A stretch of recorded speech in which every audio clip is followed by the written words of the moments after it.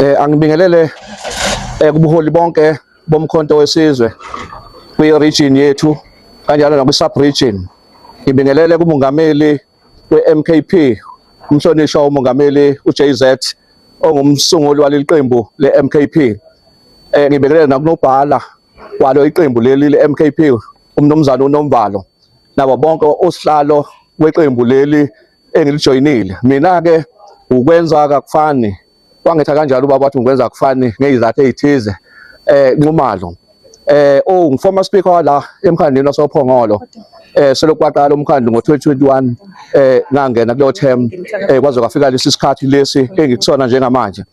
Ngithanda ukusho ukuthi njengoba sijoyine noma ngijoyine umkhonto wesizwe, ngijoyine ngenxa yokubheka ukuthi kumaqembu onke akhona yiliphi iqembu elimele isimo sempokophelo yokuba phambili nanokulwela abantu bakulelizwe lakithi lalapha eSouth Africa.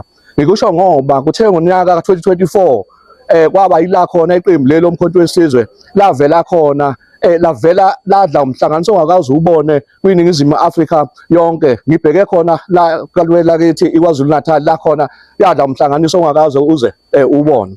Ngifuna ukusho ukuthi uthando esibe nalo nomthando engibe nalo yilona olungenze ngabona ukuthi kufanele ngijoyine umkhonto wesizwe. Ngiyazi ukuthi kuzo zonke izindlela la khona abantu baseningizimu Afrika benikezwe khona umkhonto wesizwe ithuba lokuphatha benze kahle ngendlela ebafanele ngayo. Ngiyazi ukuthi kube nezinkinganyana ezikhona emva kokuba umkhonto wesizwe ukwazile ukuthi uvelele kwineni le province yakithi KwaZulu Natal, kodwa kwase kuba khona ubuqilo obenzeka la khona abantu abathula inombolo encane bahlangana bedala isimo sokuthi umkhonto wesizwe ungakwazi ukuthi uqhubekele phambili. Ngithanda ukusho ukuthi njengoba ngingisomlomo bengisomlomo omkhandlu lapho Phongolo, kuningi engikubonile. Ngifuna ukusho futhi ukuthi umkhonto wesizwe ngizowulekelela uma ngabe uqhubekela phambili, ngoba sizobe sisebenza, ngoba thina sibheke ukuthi njengo-former speaker kumele silandele ukuthi bekwenzakala ini, sikwazi ukuthi sinikeze lawo masosizi ukuthi kwenzakalani kulo mkhandlu wakithi Phongolo, njengoba ubusugwebhezelwe ifu elimnyama, ifu lenkohlakalo ongakaze uyibone.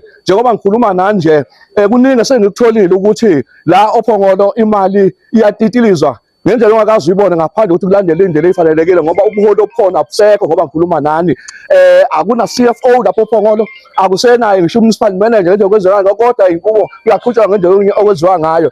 Ngithi-ke uma ngabe umkhonto wesizwe ngoba ngazi ukuthi uzowina, leyo nto lena sizonilekelela ukuthi silekelele ukuthi wenzekala kanjani ukuthi lawo maqiniso atholakale ngendlela efanelekile. Ngithi-ke mina njengokhansela obekade ekhona, ikakhulukazi lapha kwa-10 ebengiphethe uwa-10, ngiyazi ukuthi ungenile umama Nkosi khona njenge-candidate lo mkhonto wesizwe, sizokwazi ukuthi kulekelele kuyasike wa-10 wonke amawadi, ngoba mina bengivelele wonke amawadi. Ngifuna ukusho futhi kumkhonto wesizwe ukuthi njengoba sithintekile, angizukubala ukuthi sithinteke kubukhona, kodwa niyazi nini leyo nto leyo ibe yinto engithi kumkhonto wesizwe ibe yinto enhle, ngoba lokho kwenza okwenzekile kudala ukuthi thina njengomkhonto wesizwe sibe namava osongena kanjani kubantu. Sikhankaselwe, ngitshela umkhonto wesizwe, sikhankaselwe ngabantu bengaboni ukuthi lokho abakwenza kithi bakwenza kanjani. Asizile ngoba siney'nhliziyo ezimbi noma siney'nhliziyo ezibuhlungu, kodwa size ngoba sibonile ukuthi size ekhaya elihle, sizokwazi ukuthi umkhonto wesizwe usibakele sikwazi ukuqhubeka siye phambili. Ngicela ukusho lapha ma-comrade ukuthi kancane kancane inja iyawaqeda amanzi. Siyazi ukuthi uma ungena kusuka kwelinye ibandla ungena kwelinye uthole ukuthi kumele ukuthi ulandele iy'vatho zakhona. Sizokwenza njengoba umkhonto wesizwe usiyalele, futhi zokusheshe sikufunde ngamaculo, nisixolele uma kwenzeka sithi sishaya iy'qubulo ezimbi bese sikuyifuna, yingoba bese imithambo yethu idliwa ngokubi. Sithandazela ukuthi kuphele yonke le mizwa emibi esingenile, imizwa yobusathane. Angisho ukuthi oba nosathane, kodwa ngifuna ukusho ukuthi leyo mizwa iphume. Sithina umkhonto wesizwe sizonisebenzela, sisebenze ngendlela efanelekile. Kithina kusadinga ukuthi nithi nifuna abantu abawu-100 asibalele.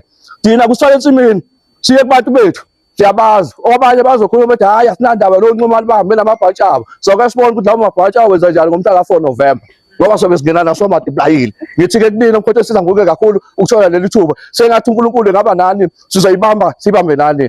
Halala.